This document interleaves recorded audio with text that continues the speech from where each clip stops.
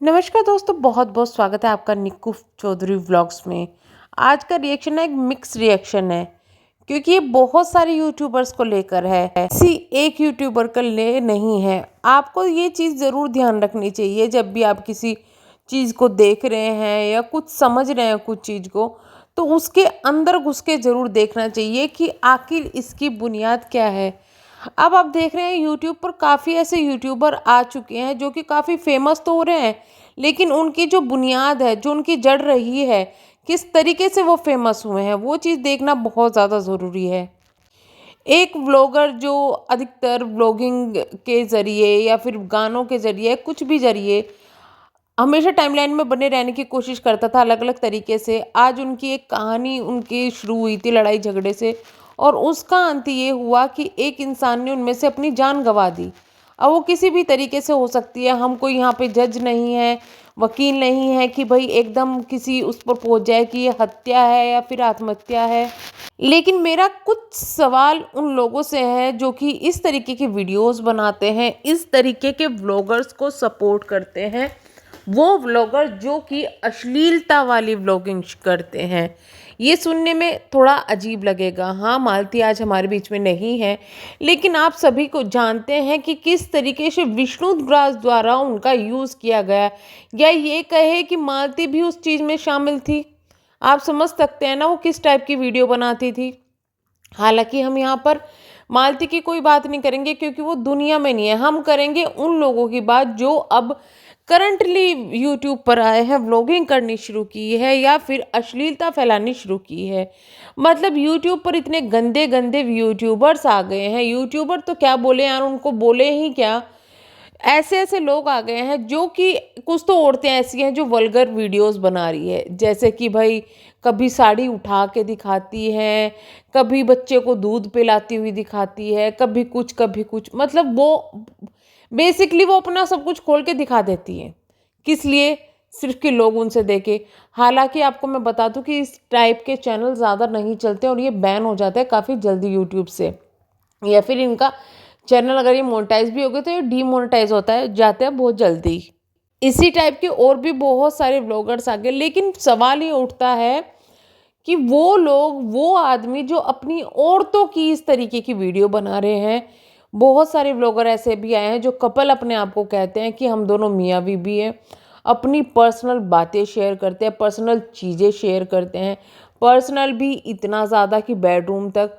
उनके thumbnail title भी इतने ज़्यादा गंदे होते हैं। उनकी एक दो व्लॉगर के मुझे नाम याद आ रहे हैं, मैंने काफ़ी टाइम पहले इस पर रिएक्शन दिया था अश्लील व्लॉगर के लिए, तो वहाँ से मुझे वो नाम याद है।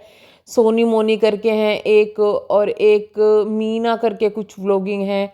इस तरीके के व्लॉगर्स हैं जो काफ़ी अश्लील वीडियोस बनाते हैं।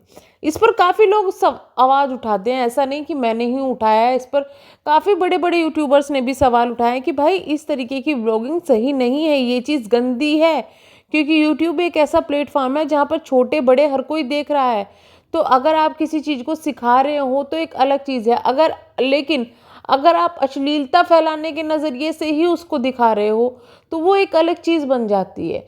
लेकिन ये चीज़ कहाँ रुकेगी जब औरतों को खुद उनके आदमी ये चीज़ करने के लिए उकसा रहे हैं और औरतें भी इस चीज़ को करने के लिए तैयार हैं, तो ये चीज़ कहाँ जाके रुकेगी? फिर इनको रोकने वाला कौन है? कहाँ पे ये रुकेगी? तो इन चीज़ों का अंत कई बार इसी तरीके से हो जाता है। क्योंकि देखिए, अगर आप इस तरीके की वीडियो बनाते हैं गलत तरीके से, अगर आप अपने आप को पब्लिश कर रहे हैं, शुरुआत ही गलत तरीके से हो रही है, तो लोगों के नज़रिए में आपकी जो इमेज है वो ही बन जाएगी। जब तक वो इमेज रहेगी लोग आपको गालियाँ भी देंगे, सब कुछ गलत भी बोलेंगे, सही भी बोलेंगे, अलग अलग चीज़ें बोलेंगे। जब आप उस इमेज से थोड़ा सा हटके करने की कोशिश करेंगे तो क्या होगा? चैनल डाउन, सब कुछ डाउन। जब वो डाउन जाने लगता है तो फिर से नया एक नाटक शुरू किया जाता है व्लॉगर्स के द्वारा। कभी लड़ाई झगड़े का नाटक, कभी कुछ नाटक, कभी कुछ नाटक। तो फिर से आपको फिर उसी टाइप के जो सपोर्टर्स हैं वो मिलने लगते हैं। तो ये चीज़ें कई बार वही है ना, शेर आया शेर आया शेर आया वाली बात यहाँ पर भी मालती और विष्णु के साथ यही हुआ। क्योंकि मुझे तो पहली नज़र में ये नाटक लग रहा था, मुझे ये लग रहा था कि आखिर में विष्णु ले आएगा और अपने आप को बहुत धर्मात्मा दिखा देगा। आज के टाइम में बहुत अलग अलग लोगों पर ये क्लेम लगाया जा रहा है, इसकी वजह से मर गई, उसकी वजह से मर गई, ये हो गया, वो हो गया। लोग इंटरव्यू ले रहे थे, लोग ये कर रहे थे, वो कर रहे थे। तो आपको मैं बता दूं, जब सपना चौधरी के हस्बैंड राजीव जी की डेथ हुई थी, उस वक्त सपना का कोई कसूर नहीं था। उन्होंने कुछ भी गलत नहीं किया था, लेकिन कितनी गंदी गंदी उनके लिए वीडियो बनी थी। ये तो तीसरी शादी करना चाहती है, बॉयफ्रेंड की वजह से मारा है, ये करा है, वो करा है, वो तो गर्लफ्रेंड के साथ भाग गया, ये कर दिया, वो कर दिया। वहाँ कोई सपना का कसूर नहीं था, वहाँ कुछ भी नहीं था, एक फैमिली उजड़ी थी। फिर भी लोगों ने इतनी गंदी गंदी बात बनाई।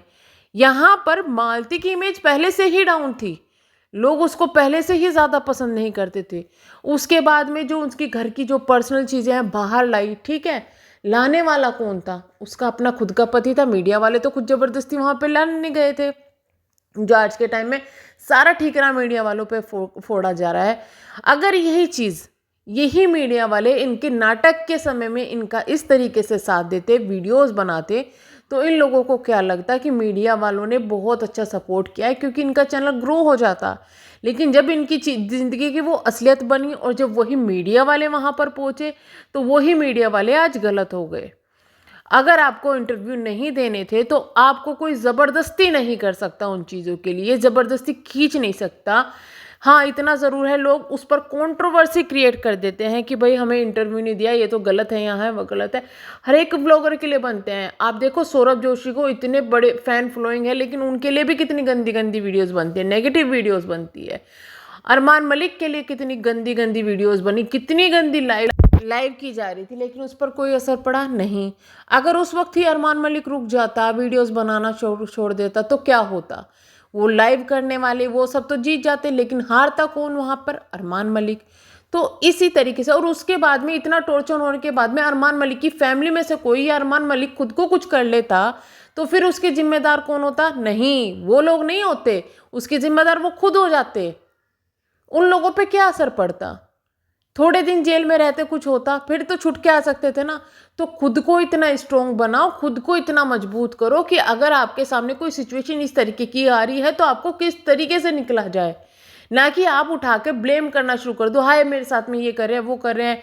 वो उन लोगों की मेंटलिटी है, आपको छोड़ेंगे कल दूसरे को पकड़ेंगे, परसों तीसरे को पकड़ेंगे। उन लोगों को लिए आप कर क्या सकते हो? अगर आप उनके लिए कुछ नहीं कर सकते तो खुद को इतना मजबूत बनाओ कि अगर आप सोशल मीडिया पे हो, अगर आप ऐसी जगह पर हो जहाँ पर 10 लोग आपको घेरने वाले हैं, 10 लोग आपको पसंद करने वाले हैं, तो वहाँ नेगेटिव चीज़ें भी तो होंगी, है ना? तो ये चीज़ें थोड़ी होती है, लेकिन इसके साथ साथ ये भी ज़रूरी है कि आप अपनी इमेज को किस तरीके से बिल्ड कर रहे हो। अगर आपने स्टार्टिंग से ही अपनी इमेज इस तरीके से ख़राब कर ली है, तो आपको वही चीज़ मिलती जाएगी। और वो इंसान जो स्टार्टिंग से ही अपनी इमेज को इस तरीके से ख़राब करके आगे चल रहा है ना, तो वो तो बहुत ज़्यादा स्ट्रोंग हो जाएगा। लेकिन जो इंसान थोड़ा कच्चा होता है ना मन से, वो इस तरीके की चीज़ें हार जाता है। उसका अंजाम यही होता है कि खुदकुशी कर लेगा, यूट्यूब छोड़ देगा। लेकिन इन ट्रोलर्स पर जो ट्रोलिंग करते हैं, इन लोगों पर क्या वो होगा? बट हम इनको भी एक तरफ से ठीकरा नहीं फोड़ सकते जब तक कि आप खुद के अंदर इतनी मजबूती ना लाएं। या तो फिर भाई अगर आपको लग रहा है कि ओवर द टॉप जा रहा है मामला, तो बाकी उन जो यूट्यूबर्स हैं जो लीगल एक्शन लेते हैं वो ले। आप ट्वीट कर सकते हैं, आप सीएम पोर्टल पर लिख सकते हैं, बहुत सारी इसके मैं ऑप्शन दे देती हूँ। आप क्या कर सकते हैं, आप जाके सीधा आईडीज़ बंद करवा सकते हैं। आपके खिलाफ जो बोल रहे हैं, आपको कंप्लेंट देनी है, आईडीज़ बंद हो जाएंगी। उसके बाद में आप सीएम पोर्टल पर लिख सकते हैं, विद प्रूफ सारी बातें उनको लिख सकते हैं। या फिर क्या कर सकते हैं कि आपको अगर ऐसा ही कुछ हो रहा है तो सबसे बढ़िया है कि भाई इग्नोर मारो, करने दो जो कर रहे हैं, करो, तुम खुश रहो। लेकिन कब तक? क्या पता आपकी इंसानियत से वो इंसान भी पिघल जाए जो आपसे इतनी नफरत कर रहे हैं, है ना? तो एक चांस तो थोड़ा चाहिए। या फिर सीधा जाके आपने आमने सामने में बात करो। अगर वो भी चीज़ें नहीं हो रही है तो सबसे बेस्ट है अपना, अगर आप यूट्यूब छोड़ने की सोच रहे हो ना, तो अपने काम को मत छोड़ो। यूट्यूब छोड़कर भागना कहीं से भी ये सोल्यूशन नहीं है। क्योंकि अगर आप कहीं जॉब करने जाते हो ना, ज़िंदगी में कभी जॉब की होगी, तो आप लोग उस चीज़ को समझ सकते हो कि वो सिचुएशन कैसी होती है। यहाँ पे तो फिजिकली आपको कोई देख नहीं पा रहा है, सिर्फ बोल रहा है। वहाँ पर ही लोग फिजिकली भी देखते हैं, आंखों से आंखें मिला के ऐसी ऐसी हरकतें कर देते कि कई बार आपके हाथ रुक जाते हैं इंसान को मारने में, है ना? तो बहुत सारी चीज़ें हैं, बहुत सारी चीज़ें झेलनी पड़ती है। खुद को या तो स्ट्रॉन्ग बना लो या फिर उनसे लड़ो। अगर नहीं लड़ सकते तो आत्महत्या करना, मरना ये कोई सोल्यूशन नहीं है। हम तो यही कहेंगे, स्ट्रॉन्ग बनो और